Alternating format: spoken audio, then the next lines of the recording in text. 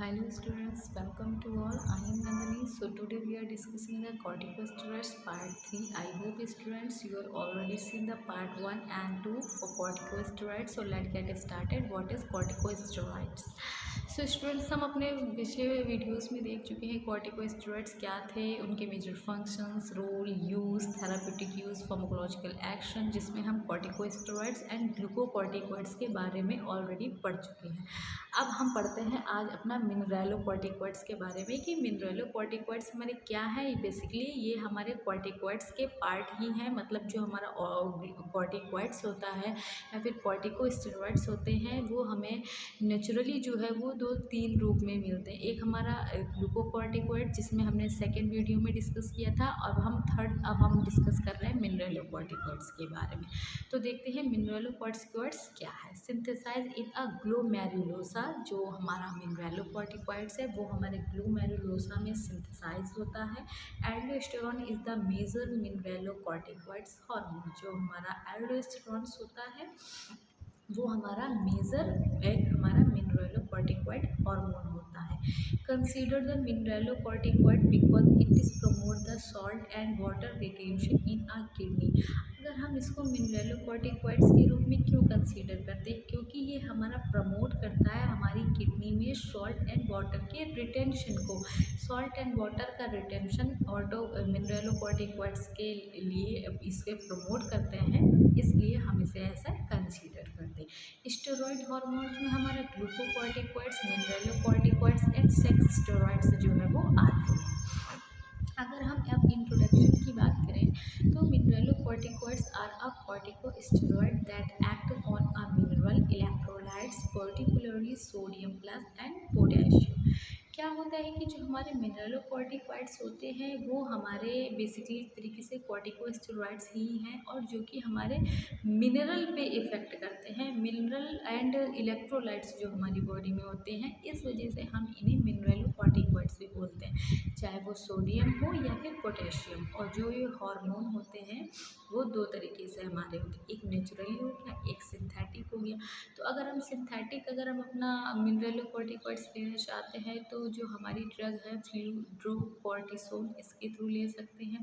अगर ये हमारी बॉडी में हमें नेचुरली एक्टिंग होती तो हम एल्डोस्टेरॉन या फिर डॉक्सीकॉर्टिकोस्टेरॉन के थ्रू हम अपना मिनरलोकॉर्टिकॉइड्स को ले सकते हैं। अगर हम इसके सिंथेसिस एंड रेगुलेशन की बात करें कि जो हमारा मिनरलोकॉर्टिकॉइड्स है उसकी हमारी बॉडी में सिंथेसिस कैसे होती है, तो aldosterone it is synthesise and release the zona glomerulosa from the adrenal cortex. जो हमारा एड्रीनल कॉर्टेक्स होता है उसमें एल्डोस्टेरॉन्स ही सिंथेसाइज एंड रिलीज करते हैं जोना ग्लोमेरुलोसा में अपने मिनरलोकॉर्टिकॉइड्स को।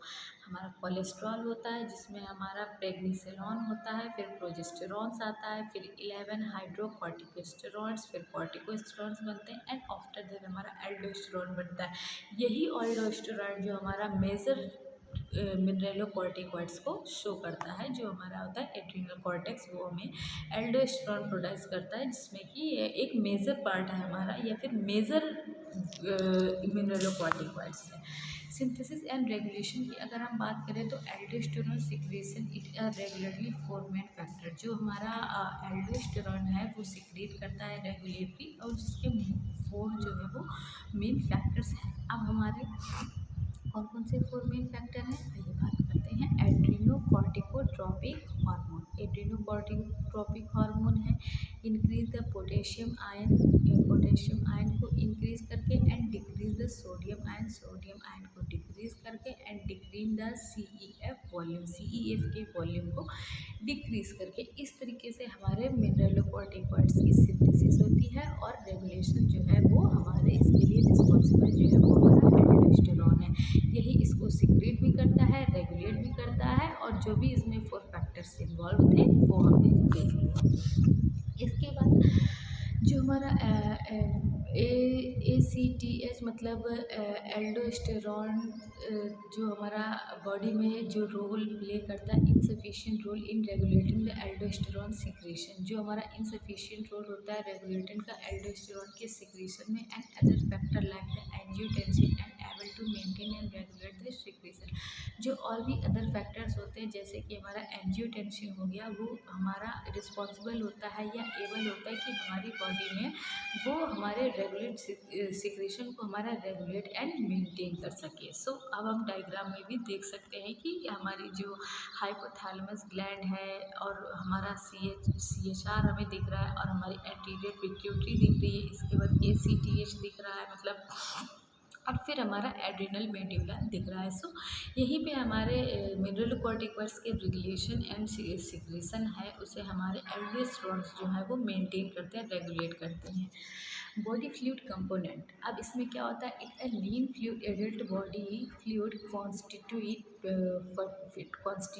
55% of the female and 60% of the total body weight. जब कोई भी हमारा एक एडल्ट पर्सन है तो उस अगर कोई नॉर्मल एक हेल्दी एंड एडल्ट पर्सन है तो ये कितना इस फ्लूइड कंटेंट करता है, 55% हमारा फीमेल में एंड 60% मेल में according to their body weight या उनके बॉडी मास के कंपैरेटिवली। जो हमारा इंटरसेल्युलर फ्लूइड होता है, मतलब कि जो इनसाइड द सेल पाया जाता है, तो about two third of the body fluid, मतलब कि जो इंटरसेलुलर अगर इनसाइड द सेल्स किसी बॉडी में पाया जा रहा है तो उसके बॉडी फ्लूइड के अकॉर्डिंग 2/3 पार्ट हमें देखने को मिलता है। एंड जो अगर हम इसी में अगर एक्स्ट्रा सेलुलर की बात करें, मतलब कि आउटसाइड ऑफ द सेल अगर पाया जाता है तो interstitial fluid between the cell 80% of the CEF and plasma में अगर देखा जाए तो जो हमारा ब्लड है उसमें 20% जो है वो हमारा बॉडी फ्लूइड का कंपोनेंट जो है वो इन्वॉल्व होता है। अगर हम मैकेनिज्म ऑफ एक्शन की बात करें कि जो हमारे एल्डोस वो हमारे जो मिनरलोकॉर्टिकॉइड्स होते हैं जो कि मेजर रोल होता है हमारा एल्डोस्टेरॉन्स का, तो वो हमारी बॉडी में अपना मैकेनिज्म कैसे शो करते हैं। तो aldosterone act through the mRNA mechanism and receptor to the cytoplasm. जो हमारे एल्डोस्टेरॉन्स होते हैं वो mRNA की मैकेनिज्म में हेल्प करते हैं या फिर एक्ट करते हैं बिल्कुल mRNA की मैकेनिज्म के तरीके ही। रिसेप्टर आ साइटोप्लाज्मिक, जो ये रिसेप्टर होते हैं वो साइटोप्लाज्मिक होते हैं या फिर अपना एक्शन साइटोप्लाज्मिक देते हैं।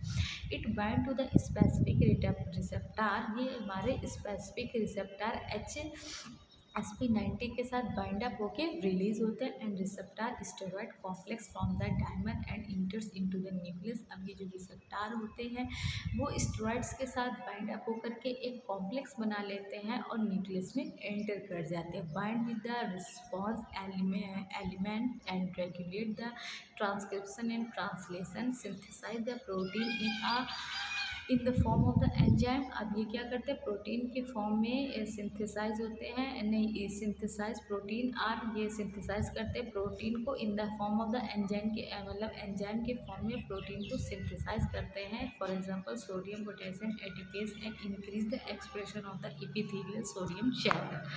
सो अब हम देखते हैं फार्माकोकाइनेटिक्स क्या होती है, मतलब कि अगर हमारे मिनरलोकॉर्टिकॉइड्स हैं तो ये हमारी बॉडी में अपना एक्शन जो है वो उनका मूवमेंट क्या होता है कि अपनी उनकी बॉडी में उनका फार्माकोकाइनेटिक्स कैसा होता है। Synthesize in a body and inject in a treasure quantities, ये हमारी बॉडी में सिंथेसाइज होते हैं और या फिर अगर ट्रेजर क्वांटिटी में हमारी बॉडी में इंसर्ट किए गए, synthesize in a body and injected in a treasure quantity bind with the albumin in a plasma. तो जो हमारी बॉडी में प्लाज्मा है उसमें जो एल्ब्यूमिन प्रेजेंट है उसके साथ ये बाइंड अप कर जाएंगे और जो इनकी हाफ लाइफ होती है ये 15 टू हाफ लाइफ इनकी 15 टू 20 मिनट तक की होती है and degraded by a liver में आसानी से डिग्रेड हो जाते हैं। Conjugate form of the glucuronides, अब कॉन्जुगेट करते हैं किसके, ग्लूकोरोनाइड्स के फॉर्म में एंड एक्सक्रीशन वाया यूरिन, और यूरिन के थ्रू हमारी बॉडीज़ में आसानी से एक्सक्रीट हो जाते हैं, एलिमिनेट हो जाते हैं। फार्माकोकाइनेटिक्स के बाद अपने कुछ फंक्शन भी होते हैं मिनरलोकॉर्टिकॉइड्स के, जैसे कि हमारा एल्डोस्टेरॉन है जो एक्सर्ट करता है 90% ऑफ द मिनरलोकॉर्टिकॉइड की एक्टिविटी को। Cortisol also have the mineralocorticoid activity only the 1/400th of the aldosterone, मतलब कि जो हमारा एल्डोस्टेरॉन होता है वो हमारे मिनरलोकॉर्टिकॉइड की एक्टिविटी को 90% एग्जर्ट करता है, और जो हमारा कॉर्टिसोल पाया जाता है वो बॉडी में, वो भी हमारा एक मिनरलोकॉर्ड की एक्टिविटी को ही शो करता है।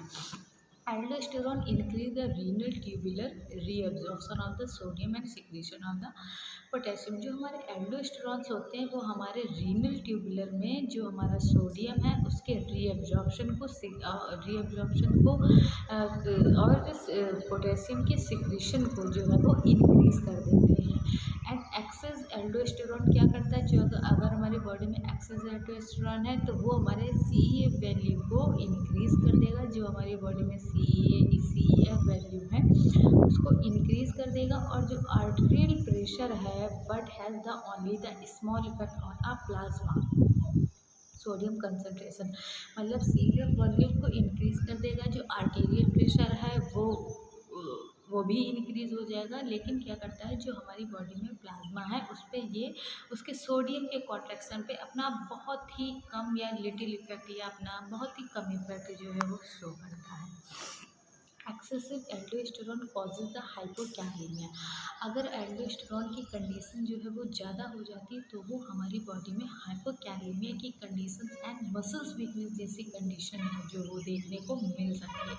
And too little aldosterone cause the hyperkalaemia and cardiac toxicity. अगर एल्डोस्टेरोन की जो हमारी बॉडी में नीड है वो बहुत ज़्यादा कम हो जाती है, मतलब एकदम कम हो जाती है या ख़त्म हो जाती है, तो वो हमारे हाइपरकैलेमिया की कंडीशन कॉज कर देता है, जिससे कि हमारी कार्डियक में भी टॉक्सिसिटी कॉज हो जाती है। हमारी जो कार्डियक मसल्स है मतलब कार्डियोवास्कुलर सिस्टम पे इसका अपना टॉक्सिक इफेक्ट या पॉइजनस इफेक्ट देखने को मिल सकता है। Excess aldosterone increase the tubular hydrogen ion secretion with resultant the mild alkalosis. जो हमारा एक्सेसिव एल्डोस्टेरोन है वो क्या कर देता है, वो इंक्रीज कर देता है हमारे ट्यूबुलर मतलब इंट्रा जो हमारा हाइड्रोजन आयन का सिक्रीशन है उसे, और इसका हमें इफ़ेक्ट ये देखने को मिलता है कि हमें जो माइल्ड एल्कोलॉसिस की कंडीशन है उसे फेस करना पड़ सकता है। Aldosterone stimulate the sodium and potassium transport in sweat gland, salivary gland and intestinal epithelial cell.